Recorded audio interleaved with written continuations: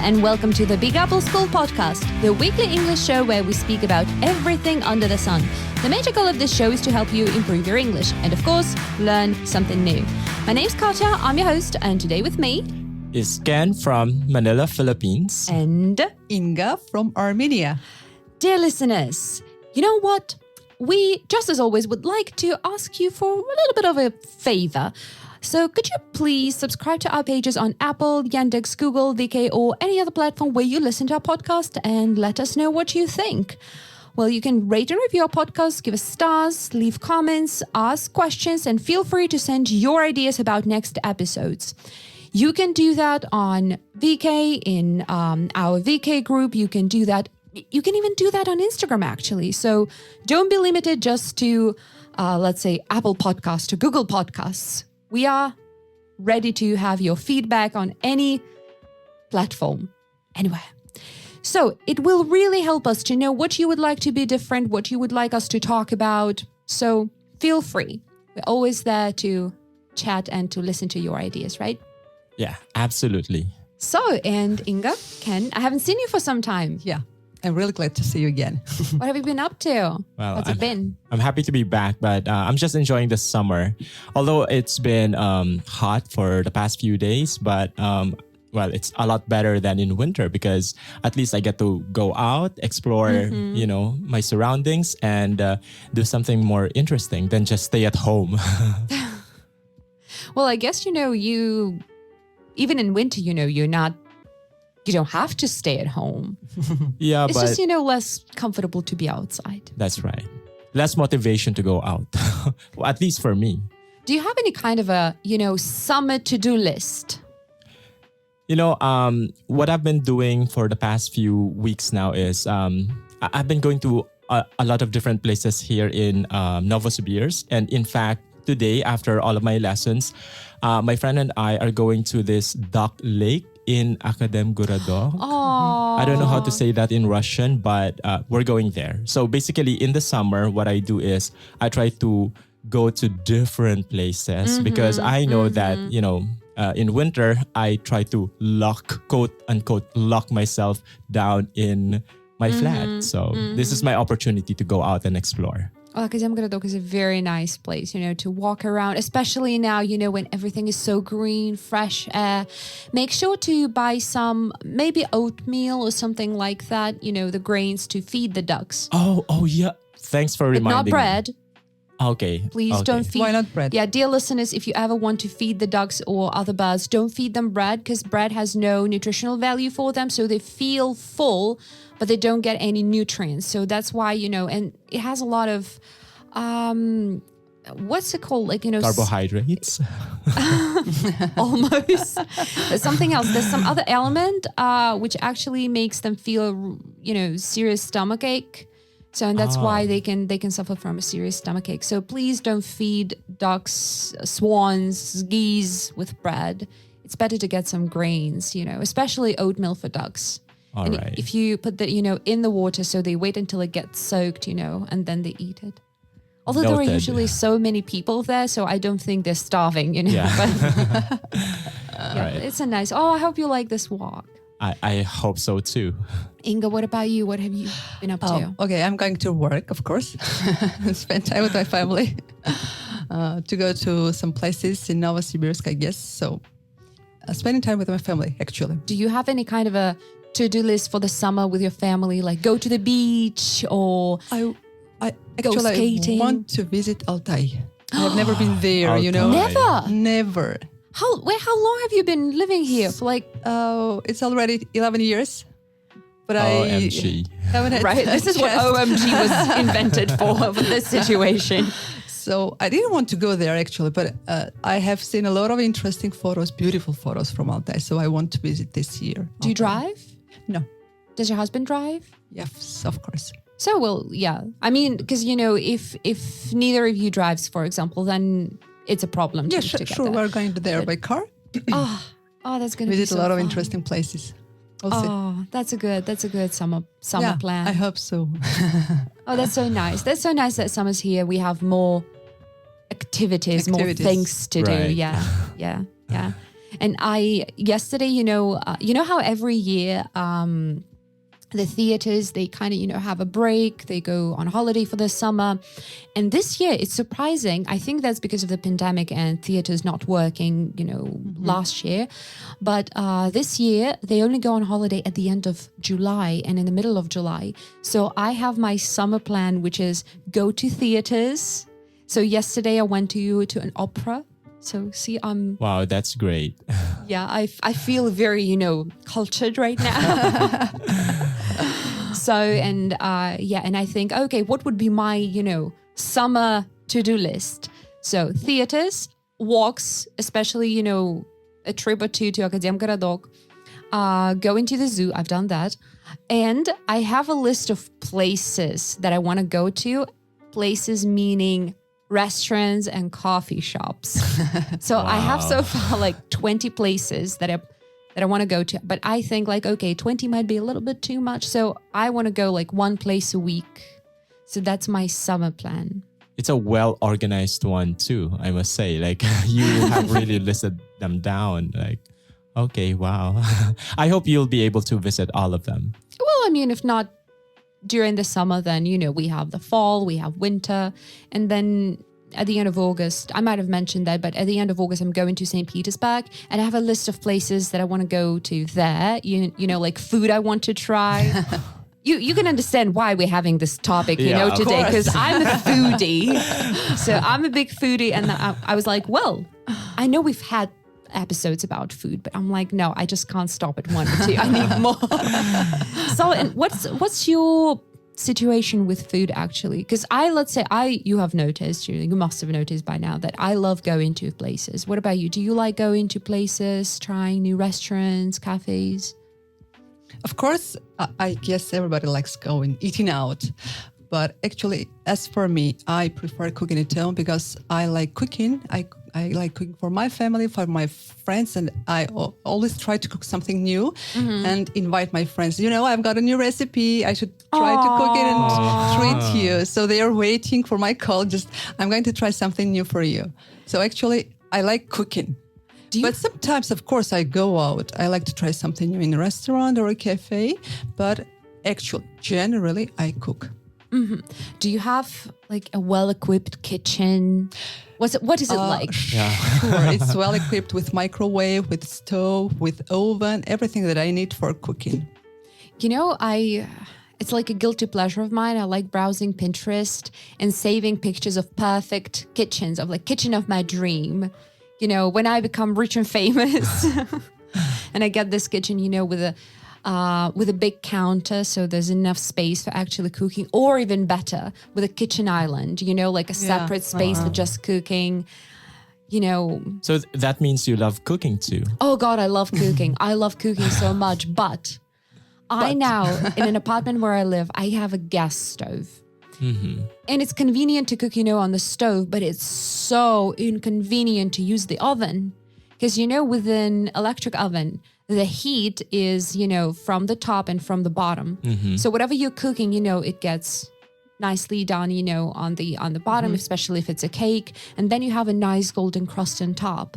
So whatever you cook is going to be perfect. But with gas oven, the heat is only coming from the downside. Right. So what are you going to do? So every time I try to make something like a cake, it's not going to get, a golden crust or something. No, it's going to be pale as my skin. Like, so, and I'm suffering. So every time I want to actually, bake something or cook something, roast something in the oven, I think, okay, I need to go to my mom's place because she has a great oven. Like, and in general, her kitchen has a lot of cooking, space. So all these counters, oh God, like thousands, I think, these kitchen utensils, whatever you saw ever in a, like utensil shop, like cutlery shop, she has it. Like, great. I'm telling you, she has it. Like, she must really have the, passion for cooking. I think it's more like, passion for hoarding or something. She's like, what if I need it? I'm like, what if you don't need it ever? She's like, no, I need to have it just in case I do need it. So she just loves, having everything and not needing anything. Does she use it? Well, Or yeah. you use it when that's you the go there? question. Like if it sometimes you it's use just it. once a year, but yes. Yes. All right, not bad. Although not as often as Yeah. she should probably do. But well, in my case, since we're talking about food and eating, you've started with cooking. Unfortunately, I don't cook. And I know it's funny because I've been living abroad for 8 years now. Combined stay in Kazakhstan 5 years, 3 years in Russia. But I've been living off at restaurants, cafes. So, and you might ask, so why don't you cook? Or why don't you learn how to cook? Well, okay, let's just put it this way. Maybe I just don't have the passion. However, it's funny because I love eating. Although, for the past few years now, I've been, limiting the kinds of food that I eat because I have a stomach problem. So I have cut out eating, say, for example, food with onions, or if there are onions, I try to remove them literally or request the cook to, not include them. What else? Tomatoes. I was, prohibited from eating them as well. Right. And now I'm cutting down on sweets as well. So I don't try to eat, chocolate, including my favorite dark chocolate, which makes me want to cry sometimes because Really? You're not really. even allowed? No, it's not that I'm not allowed, but I was told to cut down on. Well, technically, I've heard that if you eat like one piece of dark chocolate a day, like one cube, Right. Not one bar, but just this tiny little cube, it's actually healthy if it's dark chocolate, like 70% cocoa. Right. So yeah. But before this, actually, I used to eat dark chocolate every evening, literally from Monday to Sunday. And I could finish maybe half a bar or a full bar in one sitting in one evening. So, yeah. I can imagine how happy your dentists Well, like, yes, keep eating chocolate. And beating, right? one thing more, chips too. Oh my God, my midnight snack. It's... Yeah, I remember we know. talked about it when we had an episode on snacks. Oh. It's funny because I thought, okay, you had an episode on food in one of the first episodes with Sam. Right. Then we had an episode on cooking and snacks, like a year later, or like, I think it was like a year ago. And I was thinking like, is Ken going to say something different? I mean, like in terms of like things change, yeah, of course. Who knows? Maybe you have taken a cookery class, But no, it's still... some things, are stable. The pillars that our universe is standing on. Some things never change. That thing, yeah. Well, yeah,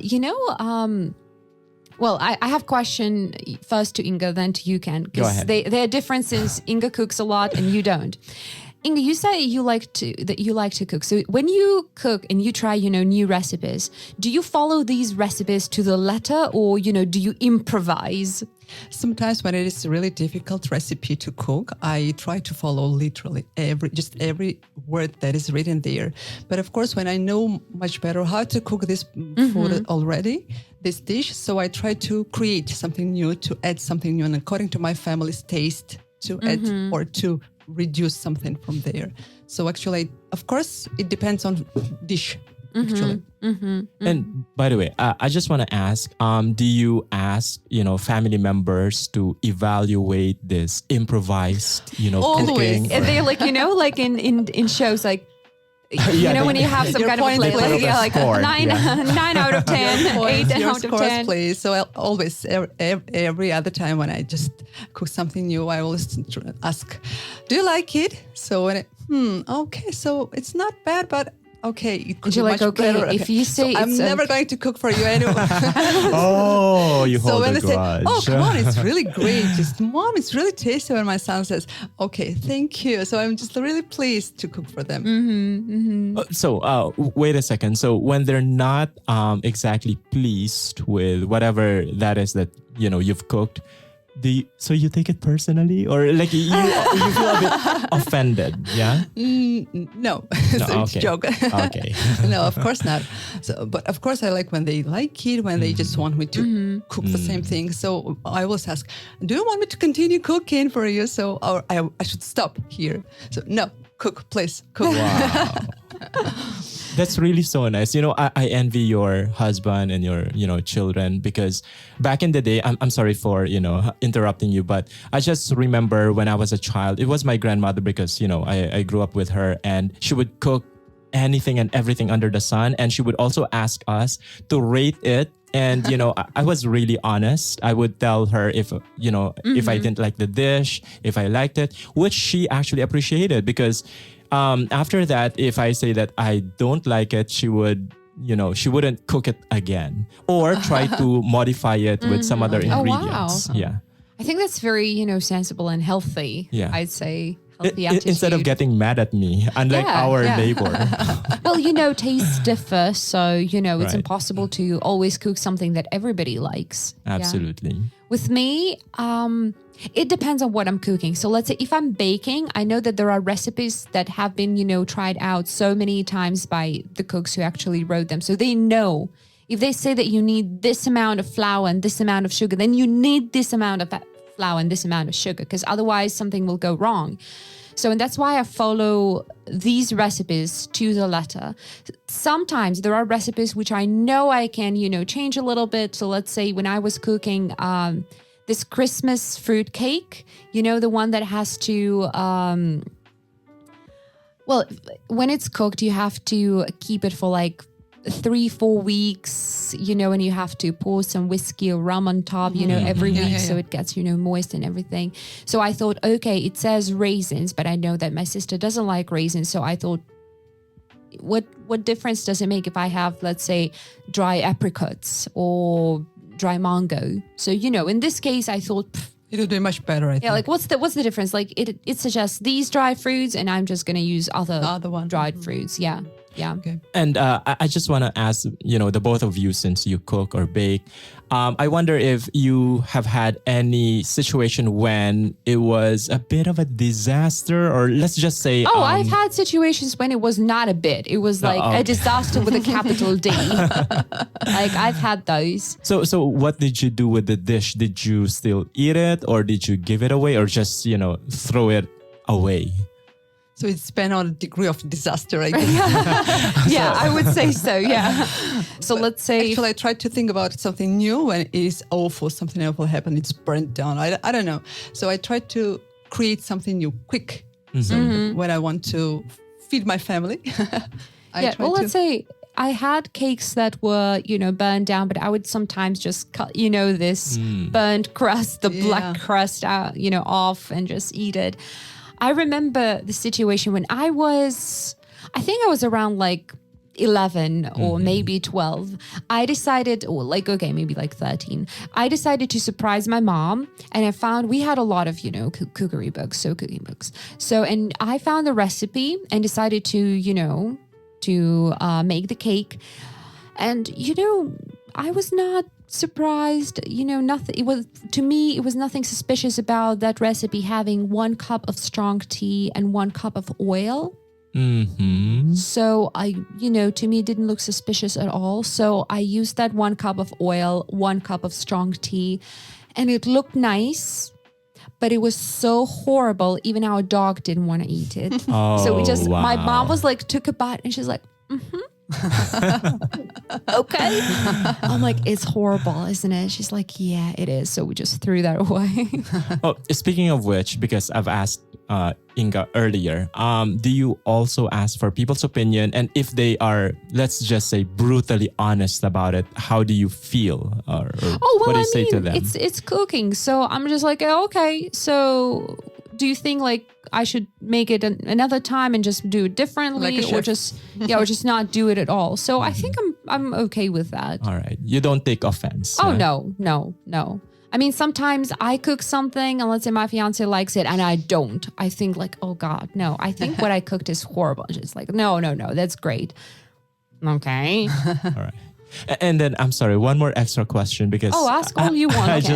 That's why we're here. I just want to know because when it comes to cooking, did you try to learn it yourself, or were you somehow, I don't know, I don't want to use the word forced, but were you educated? Maybe that's a better term, by your moms or somebody else at home? So when I was a teenager, my mom tried to teach me how to cook, what kind of species, what kind of spices to use there, and of course, how to do it to have beautiful, nice dishes. So when I got married, of course, I tried to take something new from my mother-in-law. And of course, I tried to cook the things that they like, actually. And of course, it's not a special school to get education like a cookery school. But from my parents, maybe from my mother-in-law. And did you take pleasure when while you were learning from your mom? Sure, because when I try to cook, I always try to put, as we say, soul and your feelings, your heart, just warm feelings there. And of course, you cook with love because you cook for your beloved people. That's so interesting. I love that. Yeah, I was more like, an experimenter. Because I loved, trying new things. I really wanted to learn how to bake, but nobody ever taught me, showed me how to do things. It was just, by experience, So, and of course, since I lived with my parents until I graduated from school, so they were cooking most of the time. So, and then when I entered university, I had to leave and I moved to Novosibirsk. So, and my dorm life started. And then whether you want it or not, you're going to start to learn how to cook, which was actually funny because let's say I had at least some basic knowledge of how to cook things. And sometimes I would call my mom, Mom, how do I do this? How do I do that? But at least, I had some basic knowledge. But I had so many situations when there were guys, like 17, 18, 19 years old in the kitchen who were like, girls, do I put salt to the eggs? Do I put eggs, into cold water or boiling water? That would what be about me. Sausages? Like, oh, my sweet summer child, let me teach you. I can just imagine myself being taught by you. Wait, have you ever cooked Yeah, in my life? Well, I was trying to recall that on my way here, and I cooked rice in my life. Fried potatoes. But wait, do you cook rice? You mean like you actually boil rice yourself, or do you use a rice cooker? With a rice cooker. I don't know if that counts as cooking, but... Well, it does, but also, it's... You just quite put easy. rice... So, because well. rice cookers, they make it way easier. Right. Yeah. Oh, no. But I've also tried without the rice cooker. So, how did that go? It went pretty well because I was trained by my grandmother. However, it's funny because she taught me how to cook rice, but when it comes to the main dish, I don't know, maybe she thought because we were, all boys, and maybe she thought, okay, I don't think it's really necessary for you. So she would just ask for some help. Like, can you give me the meat? Can you give me the salt? I know it's not cooking, but hey, I assisted in cooking. So does that mean that you only have like takeaway meals? Mostly, yes. If we talk about my life now, yes. Yeah. Or I would eat out. So, but I guess we're going to touch on that later on. But no, we can touch on that now. Oh, okay. So, my God, the story of my life. Either I eat out or buy takeaway, which is, I must say, and I know this, much of my salary actually goes to food. And well, I think that's normal. Yeah. But I probably spend more because I don't cook. And I know that, it's quite pricey sometimes. I could probably save more if I knew how to cook. But yeah, it's been my life. I have a question. So how nowadays, we have the takeaway, but we also have delivery services. And I would like to touch upon that now. So, and of course we can have, food delivered from restaurants and cafes, but have you heard, or maybe you have tried that? So the delivery services that deliver you food for the week.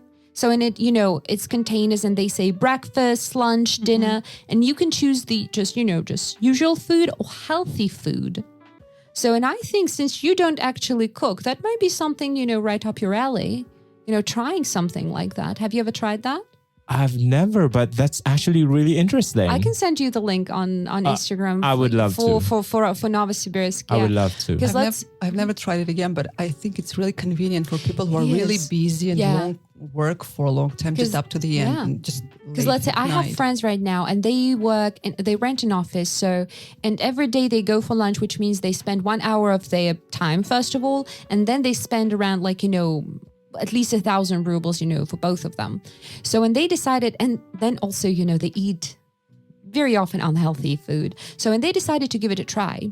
So, and they got a menu for the week. And they said that at first first 2 days they said was so difficult because, they chose the healthy food and they chose, how much calories they want to take per day. So, and they said that compared to what they usually would eat, it was difficult. They felt hungry a little bit. They were tempted to have a snack, but they said after 2 days, they started to really appreciate it. Yeah. And they say like, we don't need to spend time now to cook, to think about what to cook, to think about, all the healthy, unhealthy food. And yeah, it also saves time when they're in an office because they don't have to actually go. They might grab these containers and go to the park, for example, to have a lunch on fresh air. So I think that it might be something great, especially if you don't cook anyway. So I didn't just have an opportunity I didn't try to use this delivery system just to order food, but actually I tried to participate in a marathon when I wanted to lose some weight, and there was a special list of products that you are going to buy with grams actually, and you're going to cook according to this. So did they have like a menu for the week? Yes, and the for dishes. The week. Yeah, wow. I tried to eat for a month or so. So there is no coffee, only in the morning. It was really difficult for me not to drink coffee only once in the morning. And it was really difficult. I had awful headaches, but I got used to it. Oh, it's called, actually. it's like substance withdrawal. Yeah, that's a lot of water, of water. You should drink a lot of water. And I just I have lost 11 kilograms. No way. Yes. Are you serious? Yes, according to this. Can you imagine how much diet. Healthy food actually means? Yeah. Oh God. Yeah. But I'd like to gain your 11 kilograms. Like, can we swap right now? Like, Really? ready to accept. So it worked really. Yeah. So yeah, actually I'm reading a book right now, which is called A Tired Human or A Tired Mind, something like that. And it says that very often we actually have, this feeling of fatigue and tiredness and not enough energy because of our diets. So, and, I've been told numerous times that I need to change my diet. I'm like, yeah, I need to do that. 2 days ago, my fiance and I were like, yeah, we need to change our diet, get more fruit, more veggies. Yesterday evening, let's go grab a beer, with like chips. Well, I think it doesn't hurt every once in a while. Like to, I agree. I agree. If you have a serious motivation, I guess you will do it. So Yeah. if you know that you have a couple of kilograms, just actually, but not 10 or 11. I guess Yeah. if you have more, you will do it. Yeah. Well, we have made a bet that if I don't lose, because I said that I want to lose some weight, and we have agreed that if I don't lose weight, my partner shaves bald. I'm like, I don't want that. So yeah, that's pretty good motivation, Yeah. a really strong one, I must say. So wait, this is about delivery of, prepared food, but, like not just some dish you choose from a restaurant, but like, like a menu for the week. So do you often order delivery, from a restaurant? So, or do you prefer to go and take away? Well, personally, when I was in the Philippines, it was a mix. So I would either buy takeaway food or I can order, delivery. But it was no problem because normally the restaurants where I order the food from, they're very close to my house. So, it would take only a few minutes. However, based on what I've heard from my students here in Novosibirsk, for example, yesterday, one student said he ordered and the food arrived after 2 hours. And so I thought, God, 2 hours. Too long. And I also remember I had an individual lesson with one, student before. He wanted for us to have, breakfast here. So he ordered, and guess what?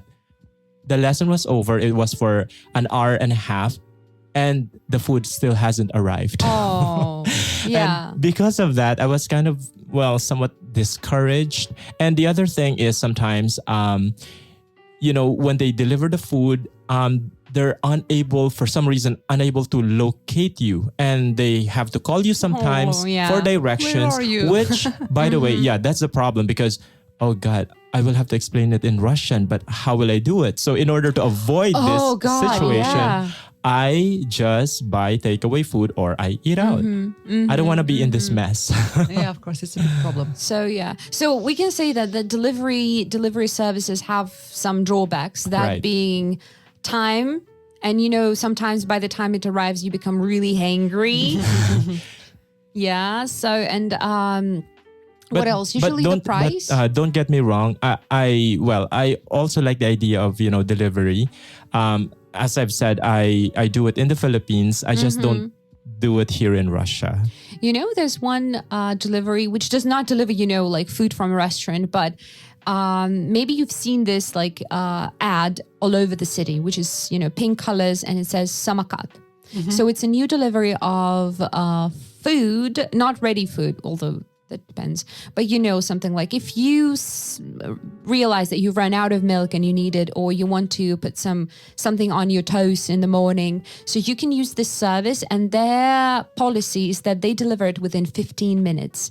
Wow. They have a very limited range of things they have in an app because they don't go, to a shop and buy it and then deliver it, but they have special points around the city which have, like little stores, where they pick up the food and deliver it. So, and I realized, once I was cooking in the morning and I realized that I had run out of flour it was. And I thought, if I'm ordering flour, I might as well, order some coconut milk for my coffee and something sweet. 10 minutes. And it was 8 a.m. 10 minutes. Oh, great. Wow. Literally when the delivery guy, knocked on my door, I was like, you're like a lightning, like so fast. And he's like, yeah, it's not even my first delivery. Yeah. I was like, wow, thank you. Thank you so much. Yeah. So I think that's a great service. That's a great service. Yeah, that's a great service. And for that service, I was ready, to leave some extra tips, which apparently the guy did not expect. He was like, oh, thank you so much. Yeah. So Inga, do you avail of delivery service or what? So generally, we go to the shop with my husband after work. So whatever we need, we buy there, and we don't just order. We don't just. I don't know. It's just not. It's just for us. Yeah. Okay. Yeah. Sometimes we order pizza, of course, pies when we are really hungry or we have just unexpected guests. I was just about to ask you about pizza. Yeah, but actually, I try to cook. I try to go to the shop on my own and buy whatever I want there to buy. But I think I should try once. Yeah. Oh, well. Just, for the sake of trying. Experiment. Try to buy something. Yeah. Well, since we've touched upon and we started talking about deliveries, do you think that pandemic, has contributed to the development of that? I really think so because, for example, in my country, especially last year when there was a real lockdown, my goodness, people's lives depended on, delivered food. However, I must say, and I remember it because I read it from the news, there was one famous actress who contracted the virus without going out. I'm sorry, and her suspicion is that the food may have been infected or the delivery guy may have been infected because how else could she have gotten, the virus? So it was it opened everybody's minds like, oh my God, you also have to be careful with that. So, well, of course, when you grab the food, if you, touch something or if nobody is wearing a mask, like, yes, that's a risk. But do you remember how people were, let's say a little bit paranoid maybe or scared? Well, everybody was at the beginning of the pandemic, and they washed, whatever they would buy. Yeah, they would wash, the bottles, the packs of chips, like everything. It's almost like an obsession, but it's real. It happened, and I suppose it's still happening. But I think that the pandemic, gave rise to these delivery services, and it contributed to the better service and faster delivery. Because I think before the pandemic hit, not many restaurants had been, part of this delivery system. They would just not. Why would they? They would have a lot of customers, coming in anyway. So what's the point? So, but once it started, a lot of businesses realized that, hey, people now, if we want to survive, of course, yes. But now, that everything was more or less back to normal before until very recently. So they had people coming in, no vacant places even, but still they had a lot of people who would order delivery. And I think that has my life, for example, and I'm pretty sure lives of millions of other people so much easier. And so much easier. On the part of the business, it actually saved the business. And I'm glad that, the others considered this idea, because otherwise, if they just went with the traditional one, waiting for customers to come to their restaurants, then they wouldn't earn any money at all. So, well, good for them. It's not just for the consumers, but the business owners as well. Yeah. And it's great that you've got a choice. So there are a lot of delivery companies. So if someone got these delivery companies quicker than the others, and you're going to order food there. And of course, it's we have a lot of variety. Yeah. I have a feeling that, this has made me a little bit lazier, because every time, we're just sitting like, I want something sweet. Yeah, me too. Do you want to go grab something over there? I'm like, we can just order delivery and not go anywhere and not even leave the apartment. And that's bad. Like, that's legit bad. But it's also so convenient. Every time I need something, I'm really tempted to just have it delivered rather than go somewhere. I can relate very well, because every time I go back to the Philippines, well, as you know, I don't cook. So my life always depends on delivery or eat out, whatever. But mostly the reason, for me, why I would opt for delivery, it's because I'm just too lazy. I would think like, oh my God, if I go out, I need to dress up. I don't need all these things. I can just call, this restaurant and have my food delivered. So yeah, I know it was a bad habit, and yeah, that's why I can relate. While you were talking, I just thought, oh my God, you're talking about my life in the Philippines. So, and what about, let's say, eating out? So, Inga, you said that you still go to places sometimes. So how often? How often does that happen? You mean eating out? Yeah. I try to do it once a week. Once a week. At the weekend. So it's like a family tradition. Yeah, family tradition. That is so nice. Yeah. Wow. Yeah. I try to have that once a week. But do you know this banking app, which is Tinkoff Bank? So I have their card. And this app, sometimes I have a feeling that sometimes it shames me, but once a month it has a quiz. So in last month I was like, oh, quiz about my expenses. Oh, cool. Let's have a look. And it says, quiz, Katerina, try to guess how many times in May or like in April you paid in restaurant and cafes. Options: 45, 52, like 70. I'm like, I don't like this quiz. Wow. Like, no. And then they're like, you spend on cafes and restaurants more than 90% of other users. I'm like, I'm sure that's not true, and you're just trying to shame me on that one. Are you following me? But then it also, gave me food for thought. I'm like, okay, I should stop going to places that often. Like, I'm a foodie. I love good food. So Nice food. Nice. Oh yeah. Like, it's not just, going to have a bite or going, just to have lunch. No, I'm going because I want something specific. I want good food or good drinks. So, and yeah, but still, when I saw how much and how many times, I'm like, okay. Of course, coffee shop counts too, in the app. Yeah. And I buy coffee almost every day. So, yeah. So again, there is nothing wrong with eating out. It's quite okay, but it's really expensive. When you go, when you're eating out regularly on a regular basis, it's really expensive. Really. Amen. But of course, you should go somewhere with your partner, with your family members. I don't know, with your friends. Just try something new. Right. Yeah. Yeah. And of And course, to help you know, local business, of course. And also, you know, there are a lot of things that I don't think I will be able to, you know, to cook at home.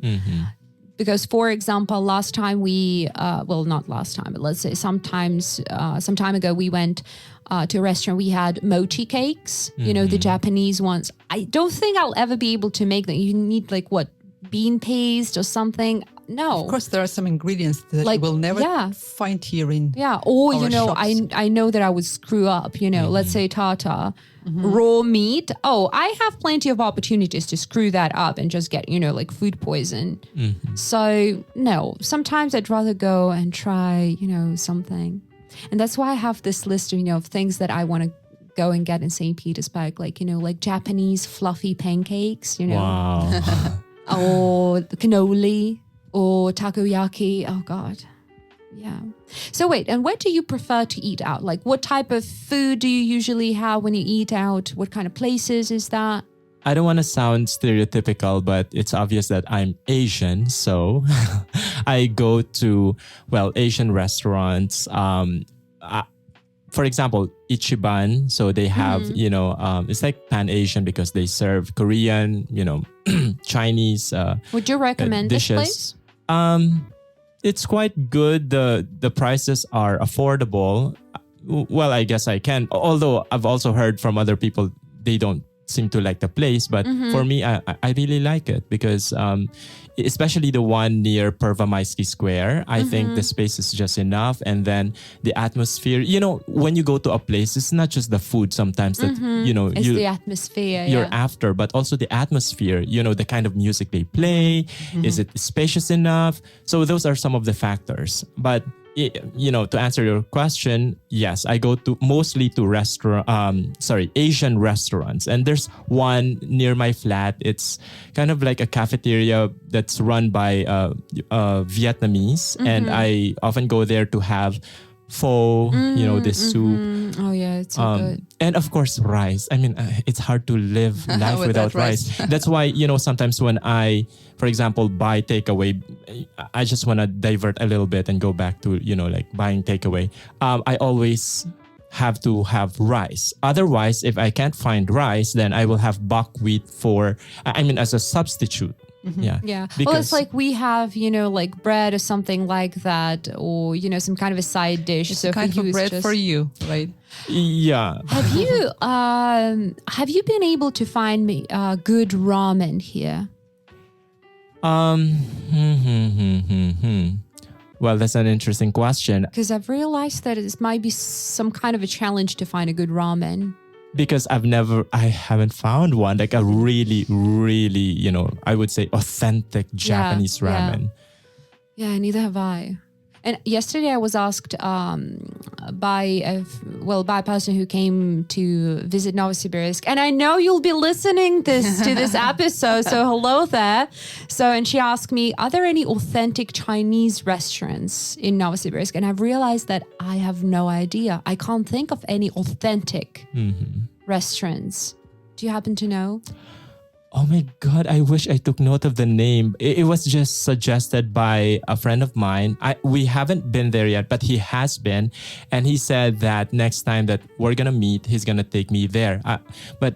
Do you happen to remember where it is? It's near how do you call this? Is that the Central Library, the big one? In Oktyabrskaya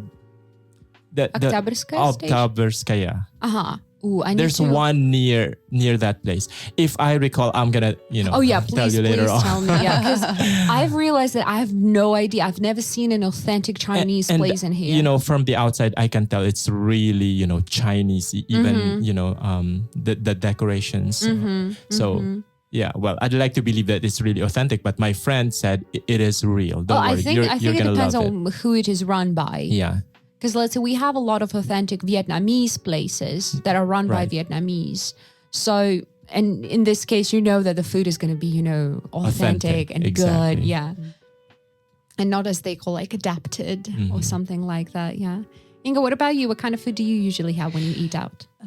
Actually, we try to go to Armenian or Georgian cuisine, restaurant or a cafe. So it's, I can name restaurant Gavar. It's near Площадь Калинина. And there is a Georgian, it's not actually a restaurant or something like that. It's just cafe, Khachupuri. Oh, I know that one. Yeah. Delicious food. Yes, it's really nice. And when it comes to pizza, my son likes Percini or Papa John's. So this cafe. Yeah, so Papa John's. they Yeah, like, the likes it a lot. international. Yeah. Yeah. You know what? I have noticed that if, let's say, 10 years ago, Novosibirsk was all, crazy about pizza, about burgers. Now there is a new, let's say a trend maybe, but people got to really like Georgian food. And we have so many cool restaurants with Georgian food because I think it's also, very homey. Yes, homey. And it's very, it feels like home, really, this type of food. And I really like to go to places like the that. atmosphere, and it's really tasty, really There tasty. is one cool restaurant of Georgian cuisine in Akademgorodok. It's called Хлеб и Нино. And it's, God, the food is just so great. And when you order something, while you're waiting, they bring you, freshly baked hot bread with some sauce. So the same thing with Khachupuri. When you're waiting, they're Oh, I think it's like the same. they bring, yes, They have maybe. the same owners. Maybe. Wow. It's And- just, since the locations are different. Yeah. And I'm just wondering, are they run by real Georgian people or? I think so. Yeah. I think so that if they have the same menu, they know how to treat you, how to cook. Yeah. And you can see that, in how things are cooked. You're like, oh God. Yeah. Yeah. So I think it's becoming a new, a really new trend. Yeah, people really get to like it. Yeah. All Quite right. different cuisine, different styles, different food, different Right. Yeah. tastes differ, so you can try whatever you want. Yeah. I'm waiting for the day when Novosibirsk because let's say we have almost everything. We have Italian cuisine, Georgian, hopefully authentic Chinese, Vietnamese. We have Israeli food. But I'm really looking forward to the day when we have Spanish food. And by Spanish, I mean a place with tapas or something like that. So this type of format. Paella. Oh, God, a good paella, yeah. Oh, God. I really want to try good, real paella. Yeah. One day. Who knows? Well, I mean, Novosibirsk is developing like crazy in terms of, food infrastructure. We like food over here. I think more than in most places in Russia, really. We have a lot of cool and really, high quality Right. food places. Yeah. So is food, because there is this, misconception and stereotype maybe that food in cafes and restaurants means that it's unhealthy food. So is it always the case or? No, not necessarily. No, because of course, you always have some options, and different restaurants offer different things, and they can even have a healthy option, including vegetarian if you are a vegetarian. menu. So I don't think that it's always unhealthy. I don't think so. Yeah, and I know that now there are places who specialize on healthy food, on vegetarian food, and they have, this policy like no unhealthy food, no fried food. I think that's great that we have places like that too. Yeah. Right. So let's kind of sum it up about eating out and home cooking. So what are the pros and cons of each? So let's say home cooking. What are the good sides? Okay, Go ahead. You're like, since I am the professional here. You're the expert. no, I'm going to speak about disadvantages as well. Okay. Okay, so let's begin with advantages. So cooking is fun. Of course, when you cook with your family members, everybody's busy, you help Ken is each like, other. yeah, right. No. But he really. should try, I guess. He should try. No. once. I understand you because, of course, when you cook, sometimes you don't just do it alone. You do it with the rest of the family. And although I didn't, technically cook the food, I helped in cutting. It's of course. It's also kind of a help. Yes, you cut. I just add. Someone mixes. You interact with people while you do. So Yeah. it's fun. It gives you an It's fun. opportunity to interact and communicate. Okay. You will learn a lot about nutrition. So you know what ingredients are there, and if you want to be fitter, of course, you know what kind of ingredients to put there to be fitter, not to put much oil or I don't know, butter. Yeah, I would say so you might learn. You might. Because let's Sure. say when I cook, I have no idea about nutrients or anything. Like I don't know much about it. You can make your family members or friends happy because when you cook something new, they are impressed, and you can feel more confident when they give you compliments. It's And it's just masterpiece. You just said friends and family. And you know this saying like, the way to a man's heart, is through the his stomach. Yeah. Exactly. So, that might work too. And with that said, cooking is also a great expression of love. Yeah. Absolutely. They say that it's, in psychology, they say that there are 5 love languages. The love language of time, of gifts, and one of them is, if I'm not mistaken, the food. So when you want to actually, pay attention to your significant other by feeding them. Yeah. So compliments, right? You will be quite happier when you get just compliments from your friends. So fishing for compliments Yeah. for the edition. Okay, got it. I'm just cooking something for fishing compliments, right? Okay, I can mention you can cook with large portions and put it in the freezer and eat it later. A meal prep. So if you're busy, right, you can put it in the freezer. Actually, yeah, I used to do the meal prep when I was quite busy and I had my partner at the time. So let's say I would come and do the meal prep for the whole week for both of us, like then store it in containers, and then I would know like this is for Monday, Tuesday, Wednesday, Thursday, and so on. Like that was saving a lot of time. Yeah. The next one is there's no special dress code at home. You can wear whatever you want, casual style, casual you can clothes. Eat, your of course, bowl of pasta in your while pajamas. wearing yoga pants. Right. You don't have to dress up or just to go out to a fancy restaurant. So it's quite convenient, right? All right. And of course, saving money. It's really important factor. Just to save money. You save money when you cook at home. Yes, I think this might be one of the biggest advantages. Yeah. And the other thing is, if you care about your health or that of your family, then you would go for healthier ingredients. So know that the ingredients are safe, as opposed to, later on, we're going to talk about, eating out. And sometimes you don't know exactly what kind of ingredients they added into your food. Yes. But you with can never you have allergies or Exactly. not, of course. Yeah. And you can choose the food by yourself, going to a shop, just trying to, whatever you want to choose. Yeah. You can see the So we can to say the that product. this is one of the biggest disadvantages of eating out. You Right. can never be sure that, you can never be sure about the ingredients.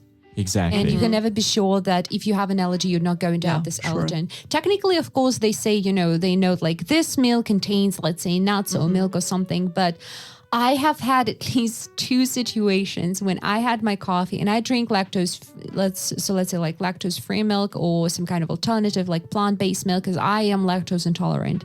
So I had a situation when I think the barista just mixed that up and used regular milk. And, lactose-free and regular milk, they taste the same. And oh God, I had to cancel my classes because, I was feeling so bad. And usually, the reaction starts in about like half an hour. God. And usually, that moment it's just so horrible. And I came back the next day. I'm like, you stop. Like seriously. Like, is that such big of a difference? Like a huge one. Wow. It's like you don't give peanuts to a person who's allergic to peanuts, unless you want them to die. So I'm like, it's serious. So, yeah. Okay. So, and what are the disadvantages of home cooking? Of course, there are some disadvantages as well. It's not just pluses, but there are some minuses as well. So it's time consuming. The first one that I can mention is time consuming. You have to have a lot of time to cook. I think that is the number one disadvantage. Yes. When you come home late, of course, you're exhausted and you need some time to cook. Of course, it's much more convenient to grab something. Yeah, you're very tempted. From your fast food chain or restaurants or eating out. Yeah. And of course, it's more convenient to do it. Although luckily, nowadays we have technology at our side. So let's say I am well, I have lots of classes, so I'm not always, ready to cook. But I have a multi-cooker. So I put like everything, all the ingredients inside. Together? Just, and because you don't have to do that, separately. Like first you have to do this, then, boil something. That would take time. But with a multi-cooker, very often you have recipes like put everything into one pan, don't even mix it yet. Push a couple of buttons, 1 hour later, it's ready. You just have to mix, to stir it. You're done. I love this. That's my type of cooking. That or in an oven. When you just put it in an oven, forget about it for like 40 minutes. Ta-da! Dinner's ready. Everybody's happy. Yeah, that's my level of cooking very often. Yeah. All right. The next disadvantage is just you have to wash dishes.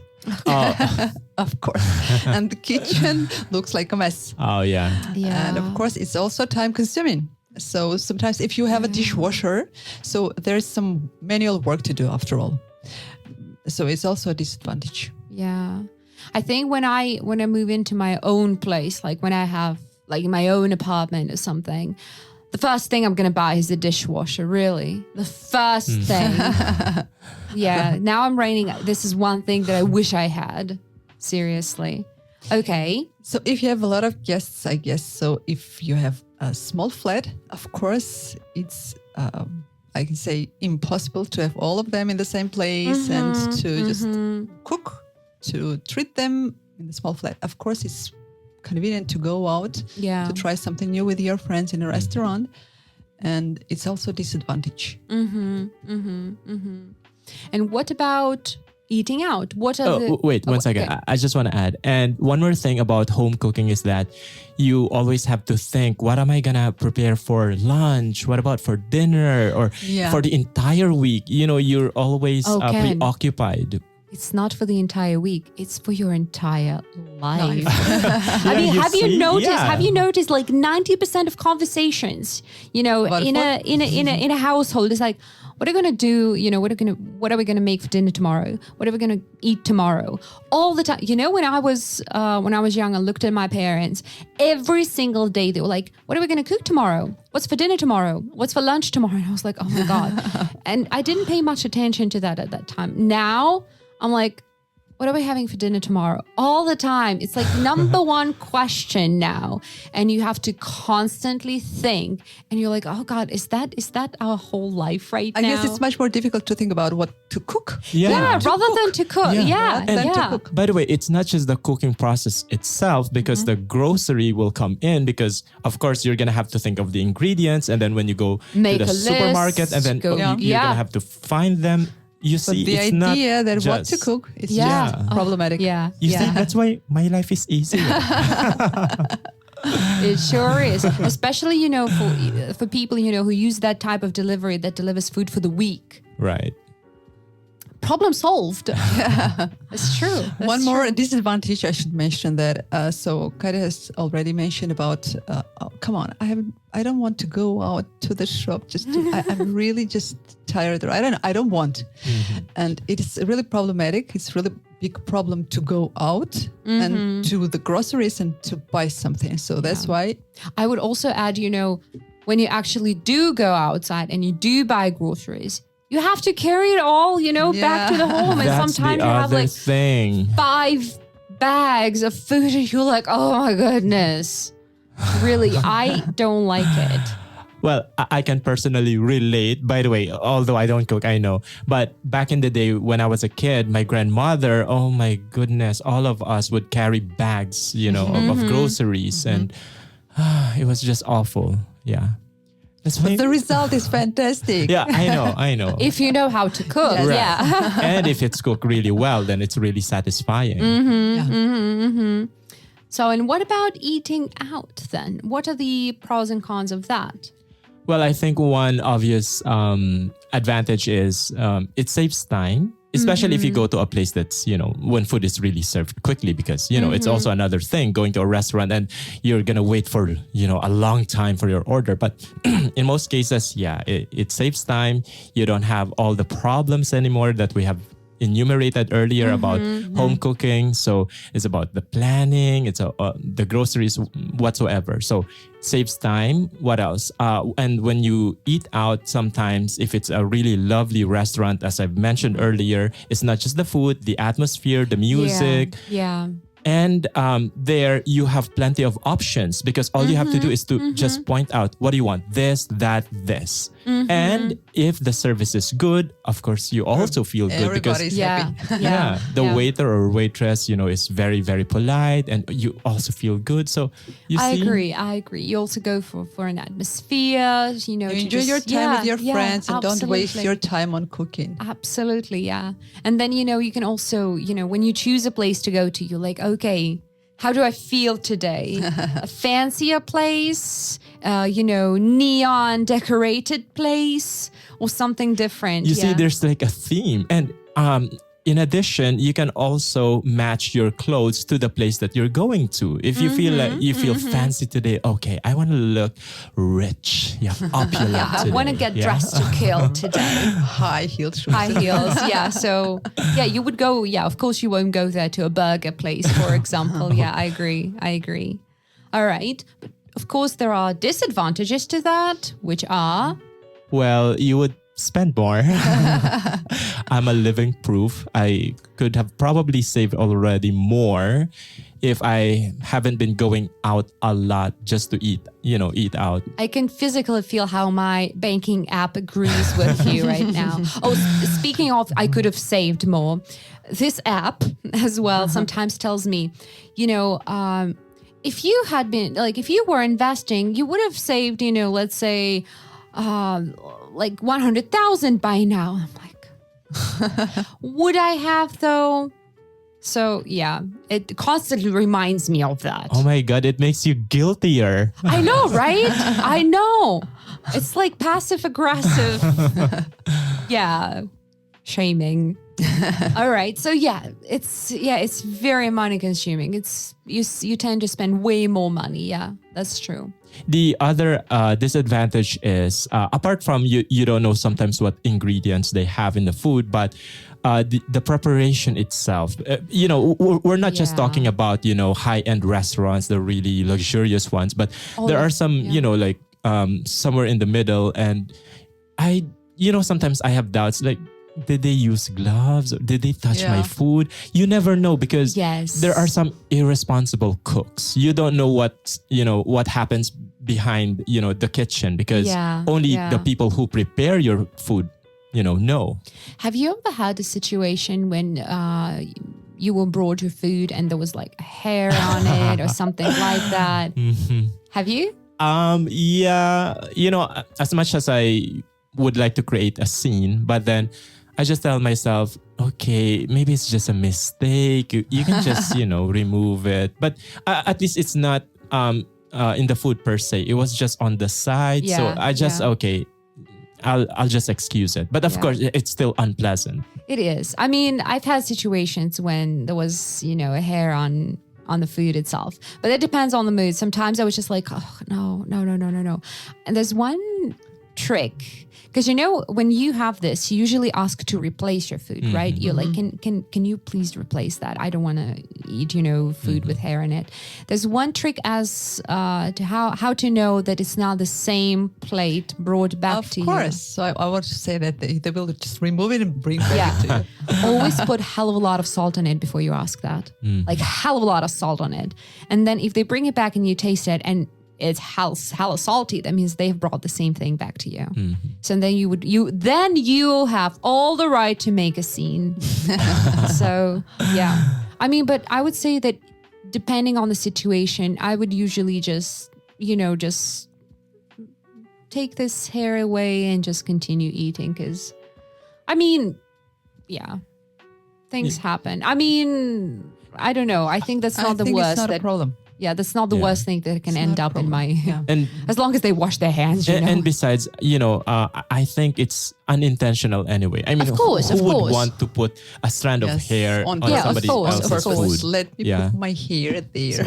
Yeah, of course. So things happen. Right. And well, unless it's, a very long and you're like, okay, no, I have my limits, you know. Or maybe you had an argument with a waiter and then the waiter, for some reason, okay, I don't want to say it because there might be some listeners who are eating right now. So I don't want to gross them out. Okay. So, and I wanted to ask you as well about traveling.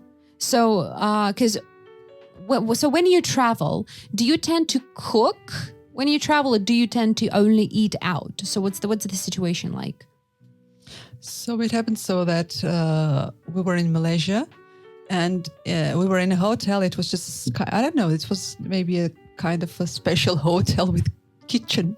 Oh, you had like an apartment, like an apartment, right? Wow. So we sometimes we bought products, just food from the shops, and I cooked in there. Sometimes we were eating out, so different things. You know, I'm sorry to ask, but this is interesting for me because you're supposed to be on holiday, and you know, just in my mind, I'm thinking you shouldn't be doing this and that. You should be relaxing, but you sometimes do cook, in the morning. So we didn't want to go to cafes early in the morning, so I cooked something for our breakfast. But during our daytime, of course, we were out. We tried to eat out, and so. Yeah. Okay. I would also say that only depends in the on morning. I would also say that depends on your budget, because let's say I tend to eat out when I'm traveling. But so let's say when I went to London the last time, I had legit like 6,000 rubles with me for several days. So that's not the money you can, you go with when you want to eat out. No. So, and I was staying with a friend of mine, and I would just, I think after that I can write a guide, like a broke's guide, to London, because I was broke. So I would go to a 99 pence shop, like £1 shop, buy, there was a set of like 2 yogurts for £1, then a pack of like 6 buns for £1, and some bananas for £1. £3, I would have breakfast for 2 days. And then in the evening, I would usually, buy some pasta or something like that, canned tuna or, some ground meat, depending on the price. And I would usually go to a supermarket late in the evening when they're trying to, get rid of the stuff that is, which is about to expire. So, and I was like, okay, so I've saved, £1 here, £1 there. So, but I was cooking.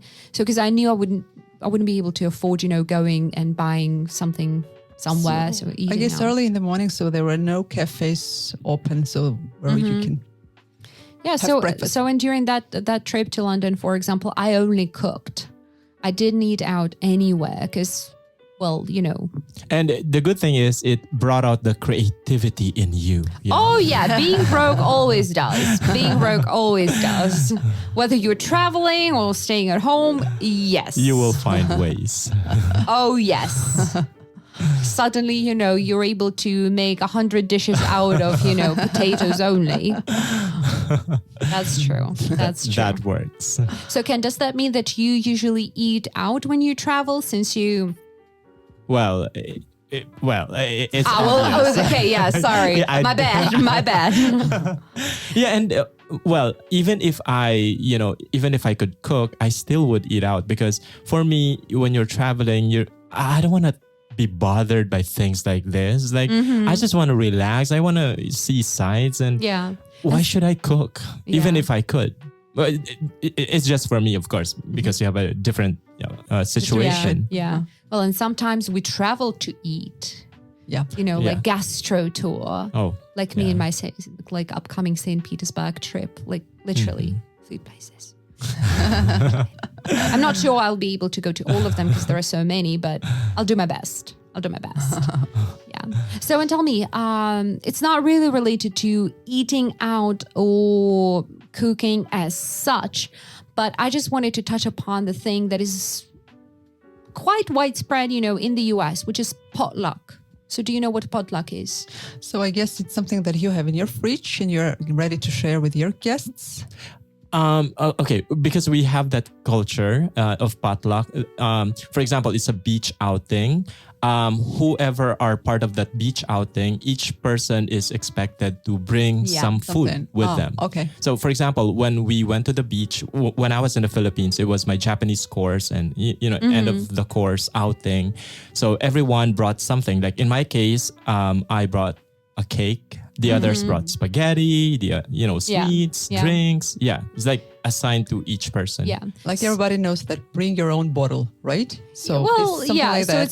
So it's not only, drinks, but it's whatever you want to bring. Yeah. So because this is, I think, one of the differences in our cultures, maybe because in Russia, if you invite guests over, you are the one who's responsible for food. You may just ask, them to bring something to drink if they want to. But I've noticed that in the US, when you go to a party or something like that, or someone's inviting guests over, they say, okay, so, hey guys, a party at my place, potluck. So that means, you can bring snacks, chips, drinks. If you want, you can bring some big meal. But usually, since it's a party, you would bring, some type of like hummus, veggies maybe. So yeah, you are free to bring whatever, like casserole. It's totally up to you. And I think we should have this culture too. I think it's really convenient. Do they say to each person, so you should bring this one? No, because we have already someone who is bringing a cake or you just say potluck. burgers. And then whatever people want to bring, they bring that. So you never know what you will end up having. So, but that's the fun of it. Yeah, Right. Although, in some cases, because, good thing you mentioned that.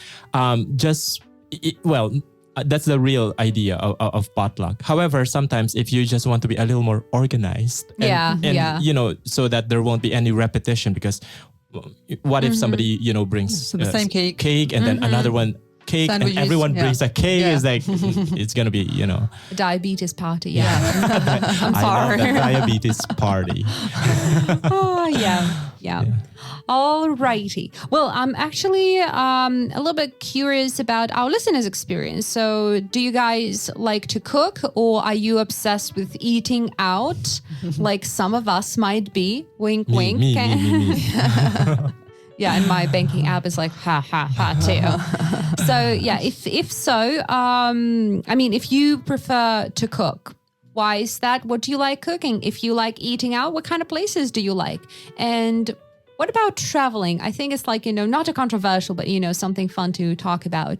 So remember, feel free to leave comments, especially in our VK group, because this is where we answer the fastest and we just like chatting there, because I think we're all there. Like all of our teachers are there. So yeah, we usually interact. So thank you so much, Ken. Thank you so much, Inga. It was really fun to talk about it. Thank you. Very interesting. And thank you, dear listeners, for listening. So that was the Big Apple School podcast. And today we discussed eating out versus home cooking. Remember, if you struggle to understand any part of our conversation, you are always welcome to our website, which is bigappleschool.com/podcast. You can click on the podcast itself, and when you start listening, you can click on the script, and you'll see a very interactive script, so which makes it 100 times easier to understand our conversation. So you can also visit the website itself and find a hell of a lot of more content there. And if you want to get even more content to learn English, you can follow us on any social media where you are, such as Instagram, VK, YouTube, Telegram, and so on. Just search our name, which is again, Big Apple School. So that was Katya, and my guests for today were Ken and Inga. Stay tuned, and we'll see you around.